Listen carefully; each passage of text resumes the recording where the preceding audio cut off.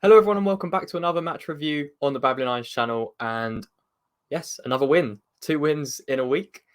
And maybe the tide is turning. Let's calm down a little bit because of the opposition we played. But we're through in the next round of the FA Cup nonetheless. And of course, we have been drawn away to Manchester United in the fifth round. And it just seems like we get them every year. Pretty sure we got them last year and the year before that in either the Carabao Cup and the FA Cup. And I just don't understand how we keep getting them, but here we are. We got through. We beat Derby very comfortably, 2-0. A very much improved performance despite the opposition. No disrespect to Derby, but we should be performing like we did. And, we got the chance to rotate and we got the chance to see some players that aren't really performing or aren't even getting the chance to perform. They did get the chance, and some of them actually took it, which we'll get into very shortly because it looked like we made about 6 or 7 changes from the Premier League match against Everton. As you can see here, the lineups for both teams. So we went with a back three, as was expected, because we don't really have any other choice with Zuma injured at the moment and Dawson's just left. So this is kind of what we've got. And that's probably going to be the back three for the next few weeks. Can't see Moyes changing away from this system again. So we had that back three, but we had Areola in goal behind them. His first appearance for a very long time, which is brilliant because a lot of the fans have been watching Fabianski performances, maybe thinking that Areola deserves a chance. He's got his chance, and again, he's taken it very well, which we will get onto later on in this video. Moving on to the midfield slash kind of fullbacks, we got Emerson, Downs, and Souček as the midfield pairing. So Rice and Paqueta dropped out. Ben Johnson out on the other side, and then the front three of Fornals, Bowen, and Antonio, as was expected. So, what can we take from this? I think to start with, we should talk about like the early exchanges of the game, which were kind of promising, kind of not at the same time. It looked like we were happy to sit in again. We had decent spells of possession. We looked very comfortable on the ball, which was nice to see, other than a few players, again, which we will get onto. But the first half, I thought we were pretty much in control. And yeah, after 10 minutes, we got the goal, and that kind of set the tone for the rest of the match. And it was nice to get that early goal for once because it's not often that we score that early in a match. So yeah, Bowen got the first goal, so it was some nice work on the edge of the box, and it came to Souček, who did very well to just head it across goal, and Bowen was there to kind of tap it in from close range. Keeper almost saved it, but it was always going to be very difficult to save those kind of shots. So yeah, as I said, first 10 minutes we were kind of looking confident. They had a few spells as well, nothing really other than the first like 40 seconds where they were just in, and Kera made that kind of mistake, and we got away with one. But other than that, we weren't too troubled. Bowen got the goal, which is excellent because now that's 3 goals in the last 2 games for him. Hopefully, we're going to see Jarrod Bowen back to his best for the second half of this season because we desperately need him, especially with Ings and Scamacca out. There's going to be a lot of reliance on Bowen again to get the goals because we can't rely on Antonio to consistently score and or stay fit. So yeah, a lot of emphasis is going to be on Bowen. So it's nice to see him confident and playing much better despite the opposition. But, his finish was good. He got in the right areas. And that's always the thing with Bowen. You don't really want him really wide. He's not that kind of player. He almost plays like an inside forward. So, you see a lot of the runs he makes and a lot of success he got last season was playing in that inside right channel, a little bit more tucked in, making the run between the fullback and the centre back, and not really, keeping them high and wide like a Man City or like an Arsenal. We don't do that unless, Bowen's defending and he has to physically come back and help the fullbacks out, which we do see a lot with Moyes ball. We do see a lot of that with the defensive side of our game, but when he's going forward, there's no doubt Jarrod's got quality, and yeah, it was nice for him to show it. Other than that first goal, there wasn't an awful lot to talk about in that first half. We were moving the ball about nicely. We let them have some spells of possession, but one person that was really standing out was Flynn Downs, and I think a lot of fans noticed that after the game. There were a couple instances in the first half where he pushed up aggressively on the press and won the ball, recovered the ball, and then we were able to mount a counter attack. And there was a couple of times we should have done better. The first one was with Antonio. He kind of took it onto his right foot, and you just knew it was going to kind of end up in that situation. But yeah, Flynn Downs was really good in that first half. He was controlling the ball very nicely. just looks so much. It just every time he plays, he just looks so composed on the ball, and it's rare to see that with West Ham players these days because we're kind of used to not seeing that. But we see the likes of Lanzini when he plays in that role. He's a very similar player in terms of retaining the ball, but what Downs offers defensively is much more than Lanzini, which is why Downs is ahead of Lanzini in that pecking order because he gives you such a nice solid foundation defensively, but he can also be very aggressive and he can also retain possession nicely and distribute the ball wide or whether it be backwards if we need to, or like we saw in the first half, if he's winning the ball high up, anticipating where and when he can win the ball and then setting us off onto a counter attack. And I think that's maybe missing from our game at the moment because we don't have that player. We have Rice maybe playing as a 6 or as an 8 when we play in that 2-man midfield in a back three, but we don't really see much of that from Rice at the moment. He used to do it so much more, and he used to allow us to kind of counter attack a lot faster because we had players like Lingard in the hole. Now we don't really have that, and we're playing this back three. So when Downs does win the ball in the middle of the park like that, it will allow us to counter attack much quicker and much more efficient because we were known for our counter attacking, and now it's so rare to see us be successful in a counter attack just because of the lack of pace and the lack of kind of emphasis on winning the ball in those kind of areas. So Downs could be a key figure for us going forwards in the Premier League for this second half of the season. I would love to see him play more. It's just where does he fit in? Because if we're going to play a back three, which we are, given the defensive fragilities we have, then he doesn't get in over Rice or Paqueta in a midfield too. It's just as simple as that. And he's just going to have to be patient. He's going to have to just keep working, keep showing his quality in matches like this. Hopefully he'll start in the next round against Manchester United. And yeah, we'll continue to see Downs develop. But into the second half, we again got a nice early goal, which really set the tone for the rest of the game. Because if we hadn't got that second goal, there's always that chance Derby could nick one, or we make a mistake ourselves, and all of a sudden we find ourselves in a replay, having drawn the game that we were pretty comfortable in terms of game management. So yeah, Antonio got the second goal. Don't really know what they were doing in the midfield. They kind of just left us free.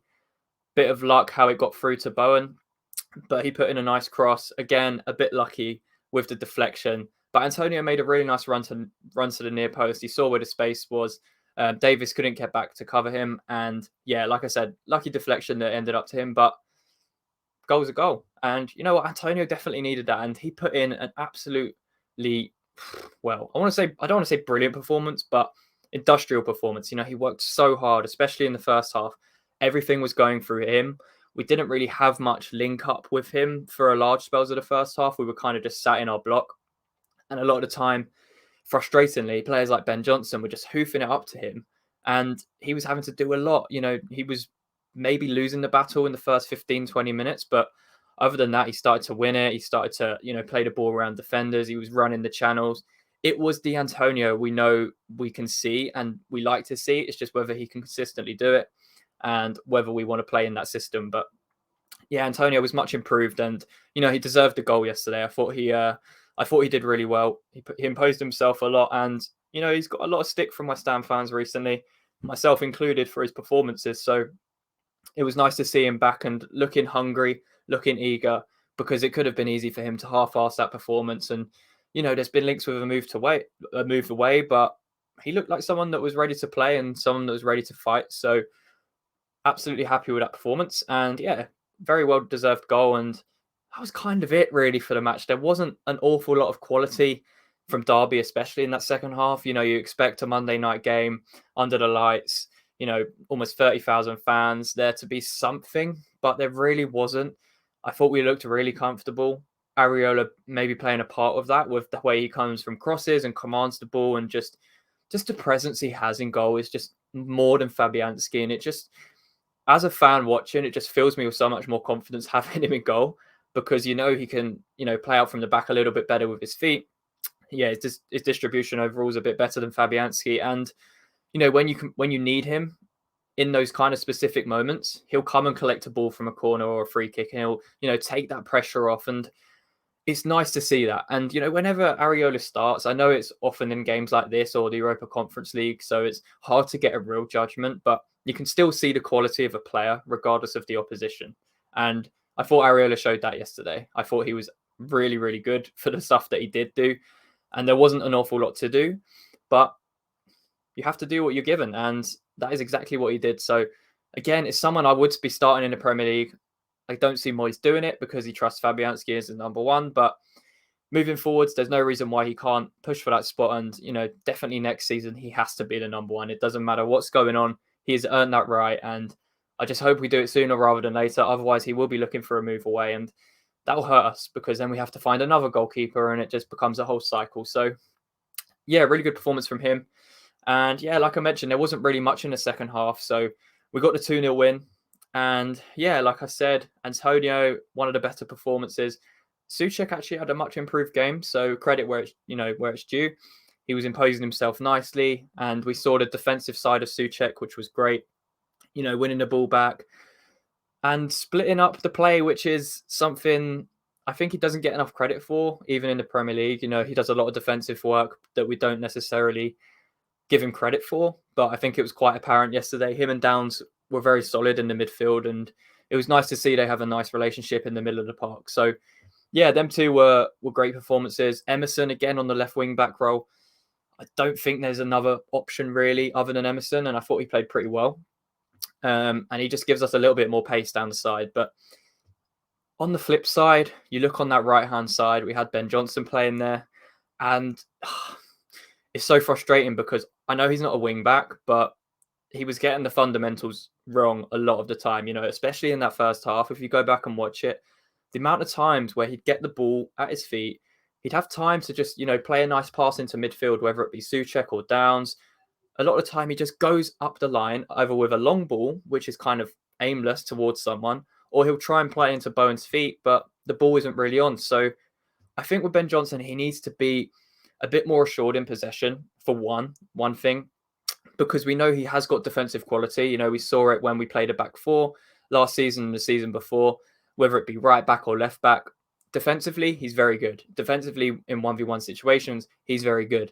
It's just on the ball and moving forwards, that's where he lets himself down. And I think that's an area of the game he really needs to improve on, because as a fullback now, you can't just be good defensively. You have to work both ways. So, yeah, again, he was one of the performances yesterday I took from that and said, okay, he's not a wing back, but he needs to be so much better on the ball. Otherwise, he's not going to make it at West Ham, and he might have to look for a move elsewhere because, yes, our fullbacks aren't great and we haven't invested, but I'm hoping next summer we do.